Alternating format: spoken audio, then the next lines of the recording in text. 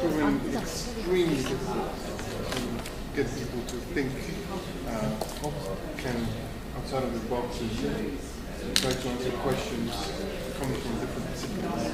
So I think there's a lack of interdisciplinarity in general to be able to really analyze and assess. That's a, so a gap in the process of how we do the science. Exactly. Yeah. So yeah, that's a nice point. I think it's very important to reduce the gap between the understanding of FA from government agencies, professional scholars, and the general public. Because as a general public, they think about the climate change and large-scale issues.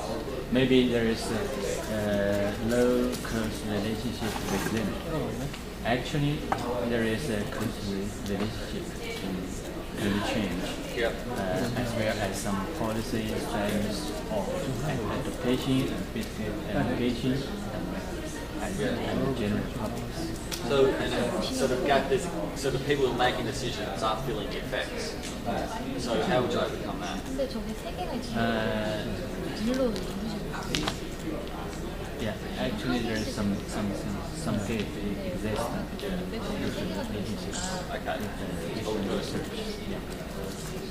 Okay. Maybe we need to popularize the knowledge of climate change.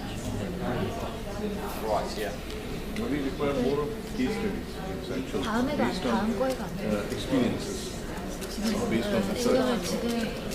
Some case studies have to be there, has to be formulated and finalized. We can grab that as a 미리 꽂혀놔. 이게 쉽지 않을까요? study. 다른 건 되거든요. Yeah. 근데 이거 지금 해야 되는 거 아닌가요? Yeah, that's a really good 오면 하실 건데 거의 안 오거든요. 굳이 국민한테 어려운 거는 아, 연사자가 안 올 것 같다? 네. 연사자 안 와서 지금 하고 있거든요. 컨셉으로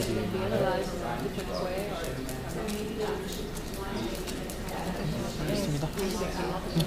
네. 고생하세요. So is there, and I'm thinking more about and is the data available or is the gap there is no data? Well, we've been Yeah.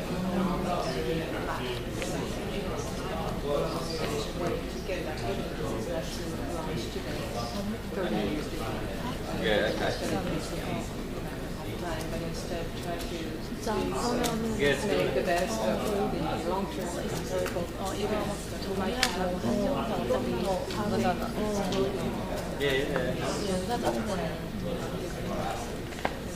For instance, in Vietnam we have different types of crops, grown, mostly virus. We have data on 30 areas. Each year you have a different climate. Farmers. Model use that. 거까지 할 수 있을까요?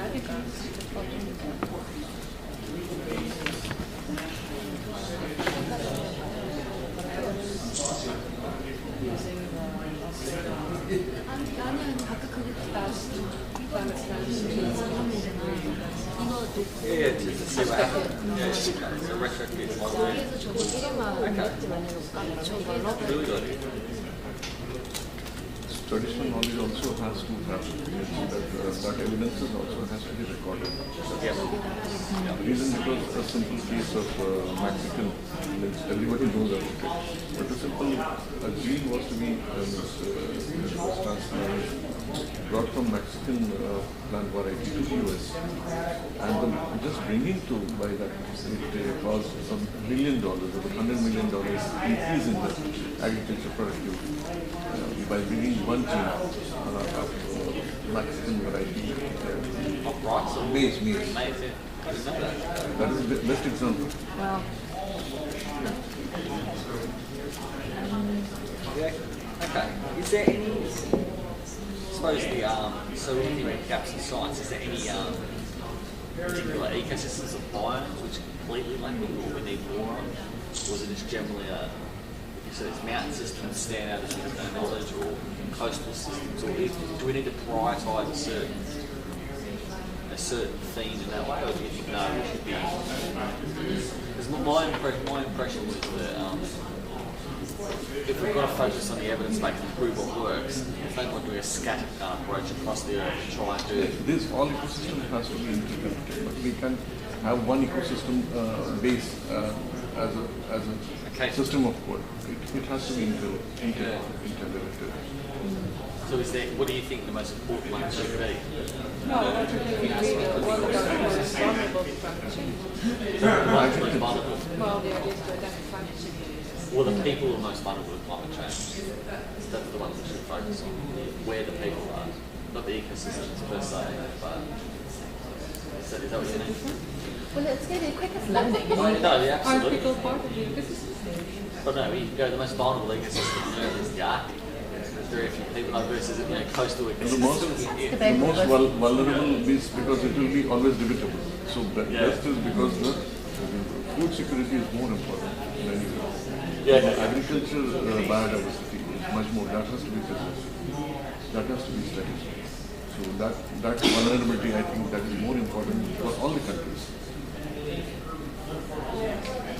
I think that, but also for the Philippines, since we're islands, coastal ecosystem play a Coastal ecosystem plays in case of islands because they are more dependent upon the marine ecology or the marine diversity.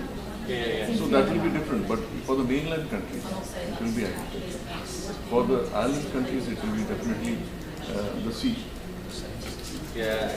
The coastal ecosystem. And what in those, so let's focus on coastal ecosystem. What do you think is the key gaps in science? What do we need to know to create the evidence base for EBA? Can I take it a step back? Sure, Basically, sure. it's still on the initial bit. I reckon basically we need some sort of guidance on particularly the monitoring evaluation framework. It comes up again and again, all the speakers mentioned it, but we haven't discussed it yet. There's obviously some guiding principles, and within that there's no one size fits all. You've got to look at what data is available in a particular region and that sort of thing. But overriding principles of how you do it with controls and this guidelines for projects. But then more than that, I think you've got a problem that there's almost always with these projects sort of almost a publication bias or a reporting bias that everyone's going to want to tell their donors it was a big success. And then you don't know what the mistakes were and then you can't learn from them. And this is such an early stage thing. This adaptive management is so important that we really need to know the mistakes, we need to know the outcomes, it needs to be objective. So you must need an independent body doing it. We're always going to tell our donors what so some sort of independent way of evaluating these things, and then some way that we can actually learn properly from themselves. Boom, Wendy. And then the second thing that I think is really important is when we do this ecosystem-based adaptation, we need to really understand the vulnerability of the individual, the place that we're at, the project that we're at. So we link the adaptation to the vulnerability of that site. It's not going to all be the same. So there's certain Sometimes things. the vulnerabilities are not only climate related, there are non-climate stressors that will impact on the adaptation work that you're doing. Say for instance in our case, we have already identified a site for mangrove deforestation, and we realized that there's another climate stressor which is sand quarrying that's eroding much of the beach. Just a heads up guys, we have about 3 minutes. So while we have information on the storm surges in that area, there are non-climate factors. And that's why we need a robust monitoring evaluation to also take a look at other stressors that are also impacting on the EV means Anthropocene. That means that era because most are being generated by the anthropogenic activities also. So that stress also is also important to study. I think another thing, sorry,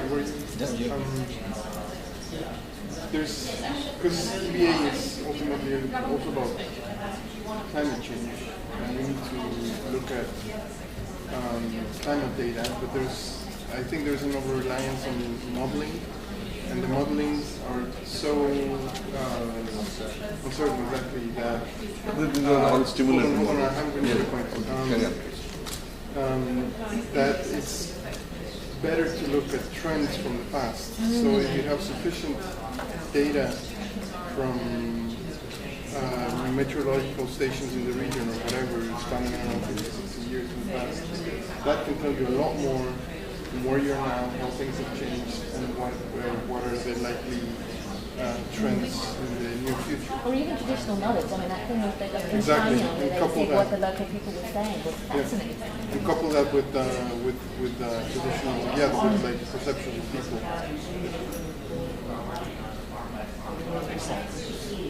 Do you have another point? How about also some sort of blog or Woodlaw central place where anybody who's working it can chat to each other about it? That's very simple tactic. Do they work? I don't know. You know, Cake X or whatever it is? Yeah. I just don't know if there's... Is that it? Does that do that? Yeah, but it does, I don't think anyone... But it's a good idea. I think there's going to be a knowledge sharing facility. Yeah. Absolutely. But yeah, I think... Yeah. I guess it's a real thinking as to how we get the knowledge out there where there's just Documentation. Yeah. Yeah, sure. Yeah. Meeting when we found, yeah, I don't know, some kind of share things.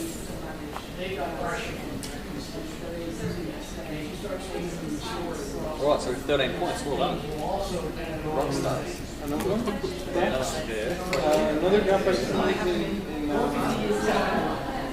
tools to decide among various adaptation issues. Because ZBA also involves having a sort of a wide array of options. You can either say you have a problem with plague in the forest or something like that, to change it in weather patterns. You can destroy the sick trees, or you can...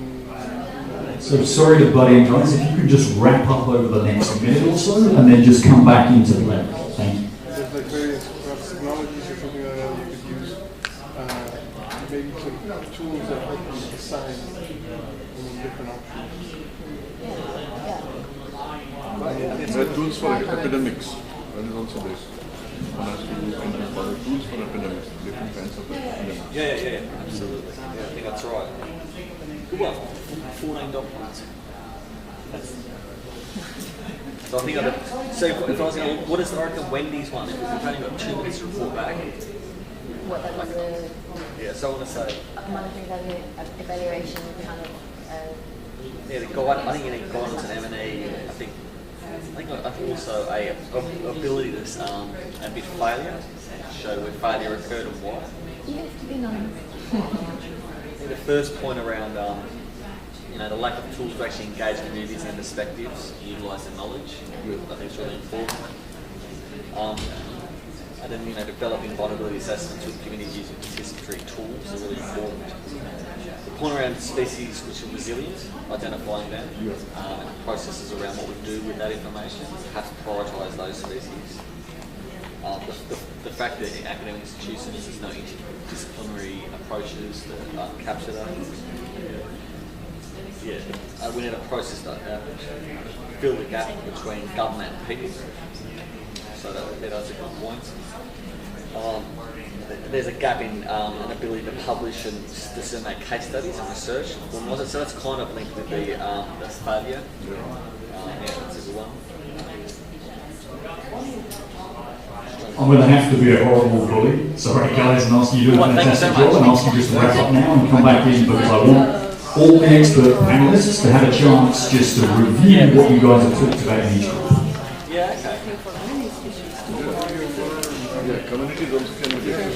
Okay, so we're going to be moved.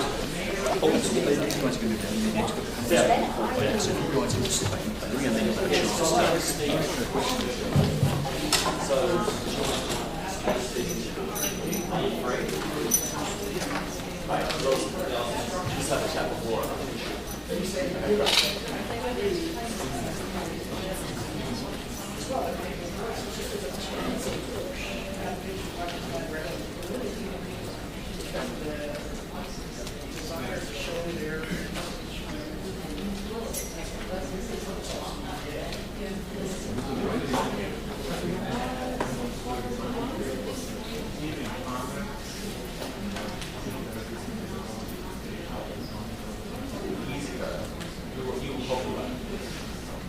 was failing for. So I wrote to you saying, no, it's okay. I wrote to you saying, I'm bringing analysis to modules and the others, looking at prioritising where would you go to achieve eco-regional coverage, and then prioritising where we go to achieve birds and then premiums and national coverage, and showing them different areas. Showing that if you include the targets together in a program like marketing, you can achieve both at much less cost. Making a very simple point that CBD targets will say eco-regions at different species. It's actually very clever if we're actually going to both. So I've written this done analysis over 3 years. It's taken 3 years to put this done. And I was going to actually say because I think it tells you quite a powerful story. So when you get that up, no, you said you were interested about 3.5 years ago. And then I did it once and then I showed you all the analysis didn't make any sense because we used the wrong data and but it's done now. Yeah, great. And so we'll get it next week or two. And now you know, guys, this. And I'll tell you it's coming as well. So. Okay, guys, you've done a fantastic job. Thank you all for being immensely good sports. I'm cutting it there because I want each of the expert panelists to have a chance just to report back on what their group discussed, because I want to make sure that we all have a chance to hear what all of the groups have been discussing in terms of evidence gaps. So if I can ask the expert panelists to come up here at the head table.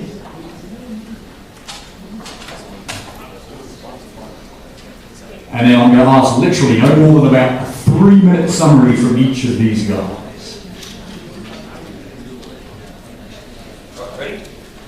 So, let's start with science. James, do you think you can condense this down into 3 minutes? Yep. Good man. So as I was thanked my group, it was a very energetic group and we got 14 points out of that, which I obviously can't talk to all of them. But some major points in terms of gaps, the evidence gaps in science when we think about EDA are things like we lack tools to actually engage with communities effectively and engage with their perspectives. So it's a serious gap because we're unable to actually utilise their knowledge in terms of working out if it's useful for science and if we can actually use it in an EDA approach. I think there's also a significant gap in terms of developing vulnerability assessments for communities, how they feel they're vulnerable using participatory approaches. So there's a lack of ability at the moment to actually do that.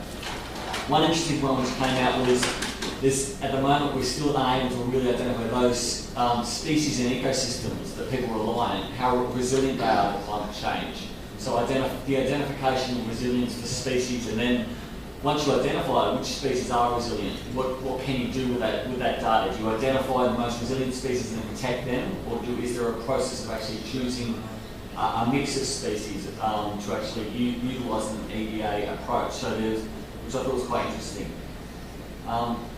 Another thought, I mean, the obvious one which came out, and everyone absolutely agree with this, is the lack of guidance on M&E, lack of guidance principles about how you actually do that. And that's something that we should really focus on, because until we get a simple set of guiding principles about how you do it, we're always just going to be all over the shop. And somewhat related to that was there's a lack of a process to actually identify where you failed. You know, we're always donor-driven in terms of EDA approaches. You're not going to go to the World Bank or UNDP and say, we failed. That $5 million project was a waste of time. But we've got to have a process of actually being able to admit failure and actually share experiences of failure. So everyone seems to agree with that. How long have we got time? You've got about 30 seconds. Okay. Yeah, the last point that we came up with as well is there's a lack of tools to choose the different options which come out of an EDA approach. So, once you're in an EDA approach, we need tools to actually choose this is the best option against this particular threat. And it could be a long-term or short-term threat to climate change. It could be a direct threat or an indirect threat. Its durability, like will this option be long-term, its effectiveness against that threat, and its cost. So again, a tool is needed to help us actually identify the most appropriate solution. Fantastic, thank you very much indeed. It was an extremely prolific group. Can I ask Valerie to summarise rapidly, say just about 3 or 4 minutes, no more, the institutions and finance? Yes, thank you. We had a great great chat, but first quick reaction to James. Please do come and tell us at the World Bank and UNDP what doesn't work. We do want to know this. This is an opportunity for us to learn. It's important, so share that with us. So we talked about basically some of the missing evidence for financial institutions to think about investing in ecosystem-based approaches to adaptation. And we sort of looked at this in two ways. First, I talked a little bit about what we're missing as financial institutions, and to do it very quickly, it's basically an understanding of the policy fundamentals, and largely that comes down to issues of ownership. We don't understand who owns what when it comes to ecosystem-based ownership, and understanding what then financing would look like. We don't understand pricing, what the pricing signals are, and here we use pricing as a way of thinking about how you reconcile life cycle costs of managing an ecosystem with the values that the service may provide, with the opportunity costs of not using it for the ecosystem for something else. And that's a way for us to think about equitable distribution of services to ensure sustainable service delivery and to let us know if there's a distortion allocation. So we need to understand better pricing signals. The third thing we don't know yet, we haven't seen, though this I would say may be more about us getting the information rather than the information not being there. It's what we've heard from some people in the group is the technical failure rates in some of these ecosystem-based approaches, which seem more